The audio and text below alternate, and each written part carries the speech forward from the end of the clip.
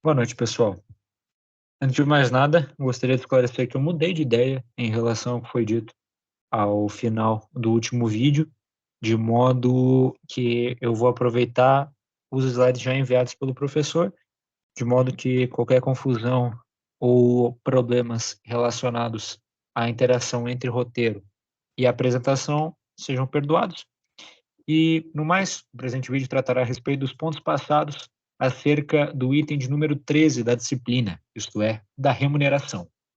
De início, seguindo uma aula anterior, onde o professor havia apresentado às turmas do quarto e quinto ano conjuntamente um plano de ação no tratamento com clientes que buscam atendimento trabalhista, sejam eles empregados ou empregadores, o professor pontua que aquilo que se ganha por fora tem reflexos na rescisão, de modo que um checklist na entrevista com o cliente tem de conduzir perguntas a respeito desses ganhos. Na sequência, o professor define a remuneração de maneira simples, entendendo-a como a retribuição dada a um sujeito pelo seu trabalho.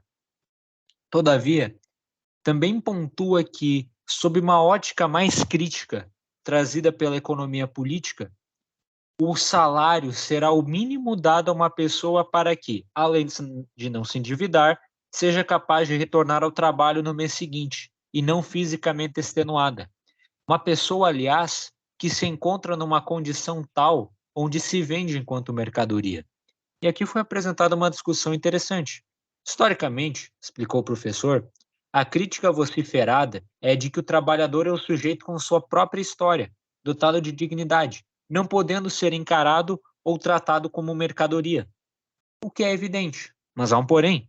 Talvez por uma perspectiva pragmática, beirando o cinismo, seja mais fácil que o direito do trabalho e suas previsões sejam obedecidos caso se afirme que o trabalhador é mercadoria, porque tal qual foi exemplificado em sala, quando a gente compra um tijolo, via de regra, não negociamos.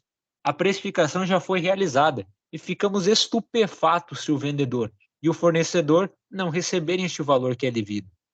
Por outro lado, não causa o mesmo espanto e não nos chocamos na mesma medida quando o salário não é devida e inteiramente pago. Então, não. É claro que o trabalhador não é mercadoria, mas se for tido como mercadoria, talvez seja mais fácil na ótica empresarial justificar a dada precificação do trabalho. Diz o artigo 457 da CLT que a remuneração do empregado compreende o salário devido, que é pago diretamente pelo empregador, como uma contraprestação ao empregado pelo serviço que prestou, tal qual abordou a definição inicialmente trazida, mas também as gorjetas que o empregado receber. Infere-se, portanto, que se a remuneração abarca o salário e as gorjetas, gorjeta não é salário.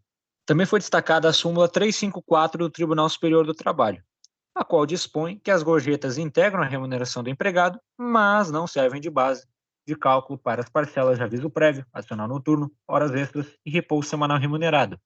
O que serve de base de cálculo para essas parcelas que eu mencionei, portanto, é o salário. Mas o que o professor também comentou e que não fica explícito na redação da súmula é o seguinte: a remuneração, na sua integridade, serve como base de cálculo para férias, 13º e a FGTS. Então, sim, as gorjetas são relevantes para determinar quanto que é devido no pagamento das férias. Bem, abordaremos agora o conceito de salário. Em sala, foi definido que o salário é a retribuição dada pelo trabalho, independentemente de quaisquer outras circunstâncias de destaque naquele mês. Até por isso, por exemplo, que a gente pode deduzir que o prêmio não integra o salário. Existe o chamado salário variável. De acordo com as minhas anotações, aparentemente nós teríamos duas modalidades dele: o salário pela unidade da obra e o salário por tarefa. No caso do salário pela unidade da obra, pago por um serviço independentemente do tempo que fora despendido nele.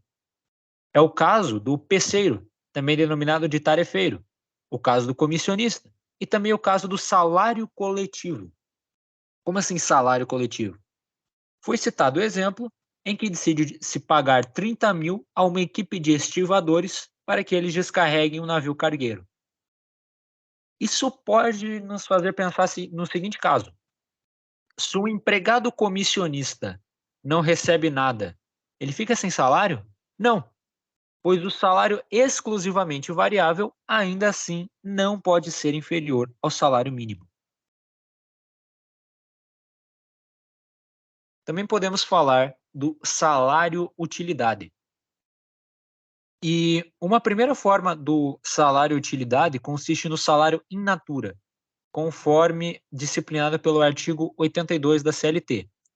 Merece destaque o seguinte ponto: é admissível que, digamos, o trabalhador receba um salário mínimo, no qual R$ 500 são efetivamente pagos em dinheiro e o restante em comida. Porque o que é pago em dinheiro não pode ser inferior a 30% do salário mínimo fixado para a região. Não foi dito em sala, então duvide um pouco, mas acho que talvez quando a CLT fala em região, ela pode estar se referindo às regiões e zonas previstas ao longo do artigo 85 e seguintes da CLT. Nessa matéria, é importante nós mencionarmos o artigo 458 da CLT, o qual prevê que o salário também abarca outras prestações habituais in natura, como alimentação, habitação, vestuário, etc. O professor fala na regra da onerosidade. Integram o salário prestações de tais natureza que tenham um custo para o empregador e não sejam dadas de presente, mas como um pagamento constante para o trabalho prestado. Mas há uma ressalva importante. Se constituírem salário utilidade, o gasto com habitação não pode representar mais de 25% do salário previsto no contrato, assim como o gasto com alimentação não pode ser superior a 20%. CLT também define uma série de possíveis utilidades que, ao contrário de alimentação e moradia, poderão ser previstas no contrato de trabalho, mas que não terão natureza salarial. De antemão, importa salientar que, de acordo com as minhas anotações, o professor teria colocado que, como essas utilidades não possuem natureza salarial, então não incidirá sobre elas o imposto de renda. E é necessário destacar o inciso 2 do segundo parágrafo do artigo 458. Afinal, ele estabelece que não possuirão natureza salarial o pagamento de utilidades relacionadas à educação do empregado, seja essa realizada em estabelecimento de ensino próprio, como de terceiros. Pagamento de inscrição em cursos, summits, capacitação, não devem, portanto, integrar o salário. O empregador chega ao empregado e diz: esse mês gastei R$ 700 para você conseguir estar em todos os painéis desse congresso em Campinas. Tudo bem, agradecemos, mas não é salário e não deve ensejar direito a desconto no salário. Nesse inciso 4º, relativo ao pagamento de assistência médica, hospitalar e odontológica, o professor traz o seguinte exemplo. Digamos que a candidata entrevistada para ser a recepcionista do seu consultório necessita usar aparelho ortodôntico. Seria razoável, ao invés de pagar R$ 2.000 de salário, que seja previsto 1.800 mais manutenção mensal do aparelho, a qual não integraria o salário. Já quanto ao inciso seguinte, no tocante à questão dos seguros de vida, alertou-se para essa questão. Vejam, é possível que seja previsto, por meio de convenção coletiva, um seguro de vida coletivo aos trabalhadores daquela categoria. E esse seguro poderia ser cobrado numa reclamatória trabalhista, mesmo que a empresa não tenha contratado seguro. Pedido esse geralmente pautado num número de remunerações mensais, como, digamos, 72 vezes o salário mínimo. Quanto aos incisos 6 e 7, nada foi acrescido. Finalmente, foi citada a súmula 367 do Tribunal Superior do Trabalho. De acordo com esta, a habitação, energia elétrica e veículo fornecidos pelo empregador, quando indispensáveis para a realização do trabalho, não possuem natureza salarial. Até porque pode ser do interesse do empregador assegurar, por exemplo, que o trabalhador more e cuide daquela pousada ou fazenda para a qual foi contratado a fim de desempenhar a função de caseiro. Do mesmo modo, é irrazoável que eu venha a cobrar custos com acomodação e passagem de quem foi contratado para trabalhar no meu cruzeiro. Aliás, não foi destacado em sala, mas o Tribunal Superior do Trabalho entendeu necessário definir que cigarros não podem ser considerados como salário e utilidade. Onde tem placa, tem história. Enfim, na sequência, o professor comentou sobre outras parcelas e a natureza destas. Como o próprio nome sugere, o 13º salário, também conhecido como gratificação natalina, possui natureza salarial. Assim, ele inclusive é um salário que independe de um motivo especial, no sentido de que não está sujeito a metas de produtividade. Trabalhou, tem que receber. O curioso, portanto, é que a gratificação natalina não se enquadra como gratificação legal, pois a gratificação legal está relacionada a mais uma ideia de uma contraprestação, ainda que possivelmente habitual, mas vinculada a alguma situação mais específica, como produtividade, o tempo de serviço. E mais, não somente a gratificação natalina não é uma gratificação legal, como ela sequer é realmente natalina, já que é possível o seu fracionamento, de modo que eu possa receber bem antes do Natal. Inclusive, se eu sair da empresa antes do Natal, posso receber proporcionalmente. E é caracterizada enquanto parcela salarial a gratificação de função. Mas a questão é mais complicada do que parece. Vejam, a princípio, por que é tão importante definir o que é salário e o que não é? Bom, porque via de regra, o que é salário não pode ser suprimido. O que não é, pode. Lembrem que a gente fala em um princípio de irredutibilidade salarial, não de irredutibilidade da remuneração.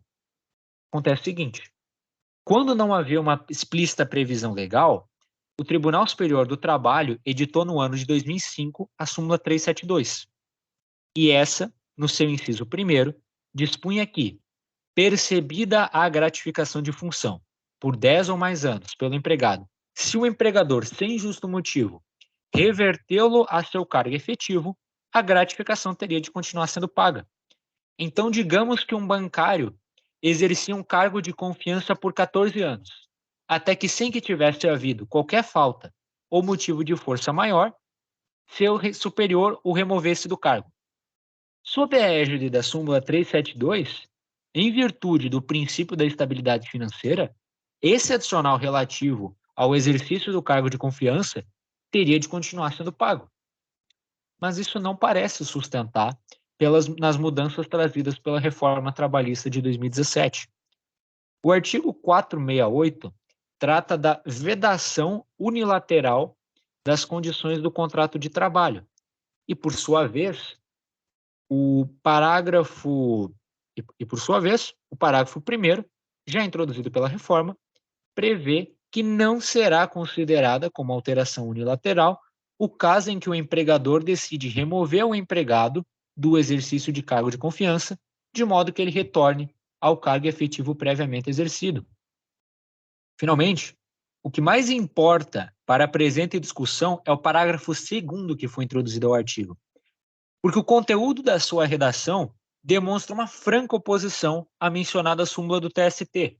Leia-se: a alteração de que trata o parágrafo anterior não assegura ao empregado o direito à manutenção do pagamento da gratificação respondente, que não será incorporada independentemente do tempo de exercício da respectiva função. Inclusive, fui pesquisar mais sobre o assunto e achei uma decisão da 4ª turma do TST, a qual pode ser verificada na descrição desse vídeo, na qual o ministro Ives Gandra Martins Filho, relator do recurso de revista, escreve que a edição desse parágrafo superou o entendimento anterior veiculado na súmula do tribunal. Prosseguindo, abordou-se o tema das parcelas não salariais, as quais são pagas, inclusive muitas vezes em dinheiro, mas que não constituem salário, inclusive com as consequências tributárias provenientes desse fato. Parágrafo 2º do artigo 457 da CLT cita as importâncias pagas a título de ajuda de custo, auxílio alimentação, diárias de viagem, prêmios e abonos. Por vezes, Essas rubricas são uma ferramenta estratégica empregada para desonerar a folha salarial. Entre as parcelas não salariais, comentou-se primeiramente a respeito dos prêmios. Pela leitura do parágrafo 4º do mencionado artigo 475, é possível depreender que os prêmios podem ser descritos como liberalidades, e, mais uma vez, o seu pagamento não constitui salário. Todavia, é necessário que seja bem delimitada e explicitada a causa do prêmio. Por exemplo, se o empregado regularmente recebia um determinado prêmio, mas não havia anotações no contra-cheque dispondo que esse é um prêmio em razão de desempenho superior, é possível que numa reclamatória trabalhista se peça para que aquela soma seja paga em todos os meses seguintes até a data da rescisão a título de salário. O doutrinador Amaury Mascaro, citado em sala, fala em 4 tipos possíveis de prêmio: os prêmios por produção, por assiduidade, por economia e ainda por antiguidade daquele empregado. Nessa última modalidade, pensem não na idade do empregado, mas sim há quantos anos ele já está em serviço daquela empresa. E, ademais, não pode ser confundido o prêmio por antiguidade com o adicional por tempo de serviço. Enquanto o prêmio por antiguidade consiste em, por exemplo, ser previsto que o empregado ganhará um prêmio único e pontual de R$ 10.000 ao atingir 10 anos de empresa, o adicional por tempo de serviço já seria integrado ao salário dali em diante. A súmula 209 do STF foi editada a longa data e por isso ela causa grande polêmica e confusão. Sob essa, o prêmio pago com habitualidade, presente à sua causa, constituiria verba salarial e, portanto, não poderia ser objeto de supressão por parte do empregador. O que nos faz pensar o seguinte: como fica a situação dos trabalhadores que recebiam prêmios habitualmente antes da reforma trabalhista? Eu, empregador, posso retirar o prêmio do contrato porque passa a ser não salarial? Não há resposta definitiva aqui. O empregado vai entender que não, o empregador vai desejar que sim. O que acontece, portanto, é o seguinte: leva para a justiça e vendo o que vai dar. Seguindo nas parcelas não salariais, temos a participação nos lucros e resultados, regulada pela Lei 10.101 de 2000, a qual foi modificada em 2019 e 2020. Sob a ótica do parágrafo 2º do artigo 3º dessa lei, observaríamos que o pagamento dos lucros e resultados deve se dar em, no máximo, 2 vezes no ano e uma única vez dentro de um dado trimestre. Portanto, eu não poderia distribuir lucros e resultados aos empregados em 6 momentos diferentes no mesmo ano. E também isso não se poderia dar no mesmo trimestre. Mas há um detalhe muito importante que vocês verão a seguir. Caso haja a previsão em norma coletiva, o TST já admitiu que seja instituído pagamento mensal de lucros e resultados. Todavia, ainda que seja mensalmente pago, PLR continua tendo natureza não salarial. E o artigo 5A nos dava uma série de parâmetros no pagamento do PLR, dizendo, por exemplo, que a distribuição de lucros e resultados seria válida, caso decorrente de um desempenho extraordinário, ela somente seria válida se previamente definido o que fosse esse desempenho ordinariamente esperado. Ocorre que esse artigo 5º-A foi revogado, mas, todavia, de acordo com o professor, como essas regras apenas refletem o que sempre se compreendeu, ocorre que a gente ainda olha e leva em consideração para a redação do artigo 5A.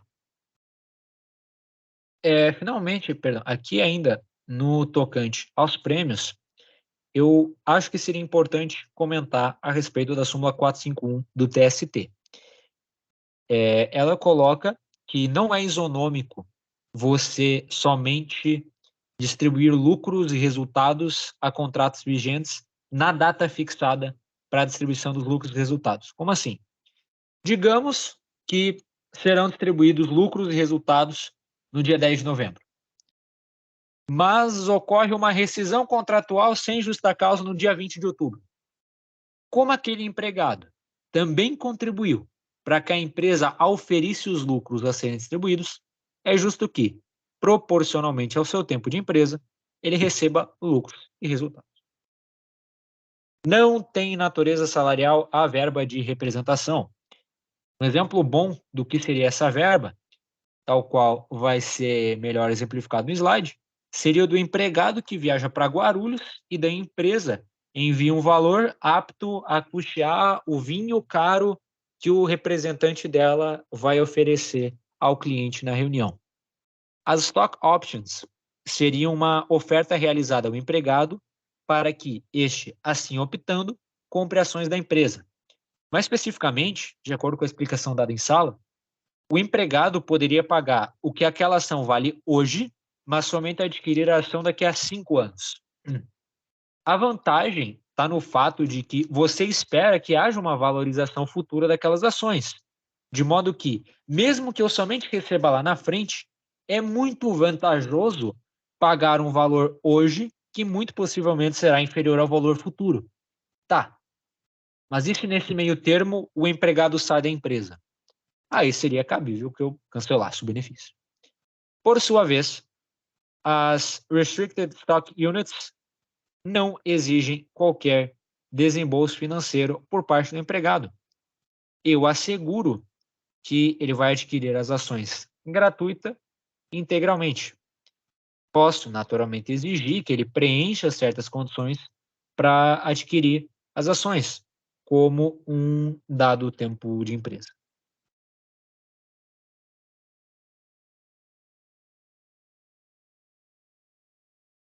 Pagamentos relativos ao direito de imagem do atleta não integram o salário, de modo que essas são uma verba de natureza civil.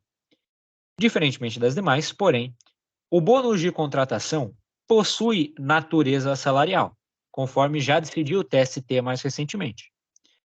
O bônus de contratação, via de regra, é associado às figuras das luvas, pagas ao jogador de futebol mediante a sua contratação. Mas uma pesquisa simples também nos revelaria que isso também já ocorreu com um gerente de banco que recebeu R$ 180 mil no momento da sua contratação. Okay. Prosseguindo, nós chegaremos agora aos adicionais.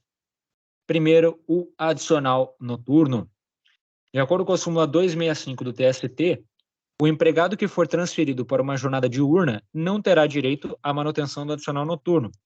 Ou seja, em que pese o adicional possuir natureza salarial, não vai se aplicar a ele o princípio da irredutibilidade salarial, se ocorre em determinadas circunstâncias. Fato que também ocorre no caso do adicional de insalubridade, ao qual não fará jus um empregado que deixar de labutar em condições com agentes insalubres. Também se comentou a respeito do adicional de transferência, previsto nos parágrafos do artigo 469 da CLT. Veja, o empregador pode sim transferir o empregado para um estabelecimento localizado até mesmo em outro estado. Mas, diferentemente de um pagamento relativo à ajuda de custos com a mudança, o adicional de transferência dura enquanto for mantida essa situação de transferência. E ainda que ele pague o adicional, há limites razoáveis. Pois se o empregador constante e continuamente transferir o empregado, isso pode me indicar até que ele está forçando a saída do empregado, de modo que poderia se falar em rescisão indireta, figura que será comentada numa aula mais adiante e que, porém, podemos já antecipar que diz respeito aos casos em que a justa causa é dada por ato do empregador, de modo que serão cabíveis todas as verbas rescisórias. No tocante ao adicional de horas extras, recomendo uma leitura bem atenta da súmula 291 do TST, a qual não vou explicar, porque eu não entendi. Antes de avançarmos para a equiparação salarial, esclareça-se. Poderia um empregado receber um pagamento de natureza salarial apenas de 2 em 2 meses? Em teoria, sim. Uma vez considerando que a comissão possui natureza salarial e que o artigo 4, parágrafo único da Lei 3.207 de 57, a qual regulamenta a atividade dos empregados vendedores, prevê que o pagamento de comissões poderá se dar não mensalmente, mas trimestralmente. Todavia, a gente deve ter em mente o caso do comissionista puro, ou seja, aquele que não ofere um salário base mais comissões, e sim apenas comissões. Porque esse empregado, nos meses em que não vender nada, ainda assim possui direito ao salário mínimo. Até por uma perspectiva de evitar a discriminação, fixa o artigo 461, parágrafo 1º da CLT, que trabalhos realizados com igual produtividade e perfeição técnica, exercidos por empregados, cuja diferença de tempo de empresa é menor que 4 anos e diferença de tempo naquela função específica é inferior a 2 anos, deverão receber igual salário. E nesse ponto da função específica, é muito importante para a empresa que ela tenha um plano de carreira onde, por exemplo, estejam previstas as funções de estoquista 1, 2 e 3. Agora, se isso não existe, todo mundo é qualificado como almoxarife, eu tenho de reconhecer que se trata ao menos da mesma função, de modo que então a análise prossegue quanto aos requisitos de produtividade e perfeição técnica. A depender do emprego, a produtividade pode de fato estar relacionada ao número objetivo. Por exemplo, o número de cadarços que aquele sujeito consegue confeccionar na semana. Agora, no escritório, isso pode se tornar mais subjetivo. De qualquer modo, fato é que, demonstrando uma produtividade diferente, é perfeitamente aceitável que dois empregados com o mesmo tempo de empresa e tempo de serviço venham a receber diferentemente. E numa perspectiva prática, pontua o professor que aqui é onde surge a figura do paradigma, assim denominado no processo trabalhista.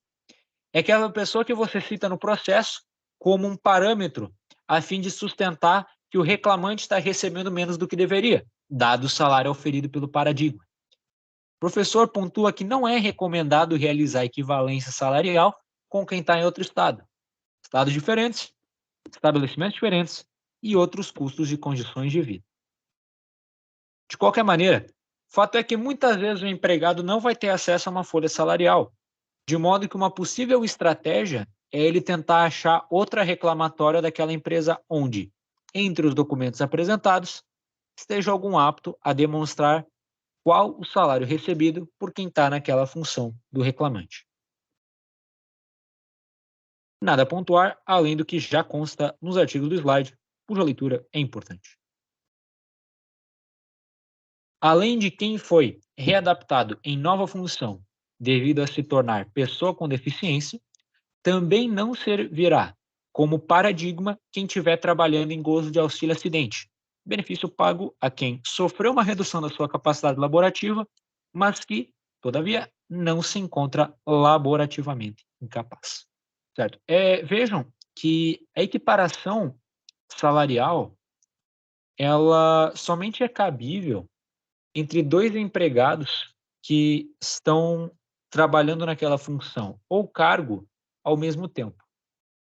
Digamos que o agora gerente do mercado já foi caixa em 2018. E, de fato, ele recebia uma remuneração maior que um caixa recém-admitido agora em 2022. Esse caixa, esse último, não vai ter um pedido de equiparação salarial julgado como procedente, se ele tomar como paradigmática a remuneração oferida pelo gerente quando ele era caixa. Pouco importa uma remuneração antiga para fins de equiparação salarial. Se eu tiver uma disparidade salarial por motivos de discriminação, tanto é cabível que eu pleiteie a equiparação salarial, como também a indenização por essa discriminação, pois, pela expressa previsão legal do artigo 6º, é posto que o direito de ação de indenização pela discriminação não é de modo algum afetado. Autores laboralistas vão frequentemente sustentar que a terceirização está associada a uma precarização das condições de trabalho e da própria remuneração. Independentemente da verdade ou não de tal tese, o fato é que ela ao menos vai encontrar algumas exceções.